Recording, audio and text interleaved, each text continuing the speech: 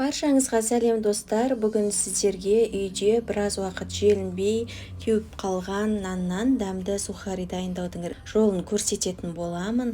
Жасалуы өте оңай, уақытыңызды алмайды және ең маңыздысы ысырапқа жол бермейсіз. Олай болса, үй жағдайында жасалатын сухарийімізді дайындайық. Ол үшін мен осындай ақ нанды пайдаландым.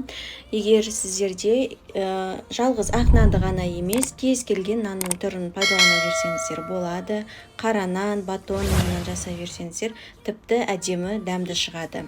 Мен осылай нанды жіңішке бөліктерге бөліп, ұзынша етіп турап алдым. Барлығын турап болғаннан кейін қызып тұрған пешке нанымызды 5 минутқа салып кептіріп аламыз.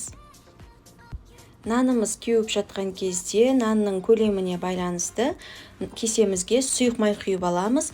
Мен 50 мг сұйық майды құйдым. Оның үстіне 1 шай қасық паприканы саламыз және кішкене шым-шым тұз қосамыз.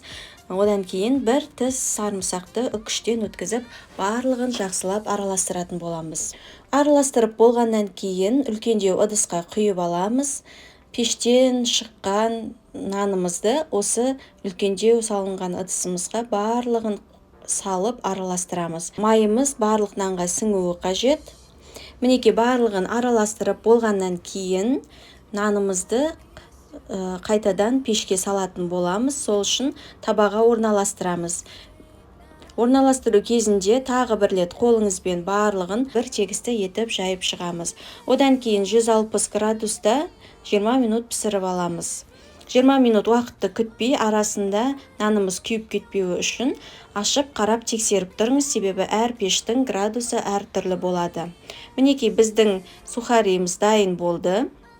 Жасап көріңіздер, ысырапқа жол бермеңіздер. Сіздерге ұнайды деген ойдамын. Келесі жаңа рецептте жолыққанша.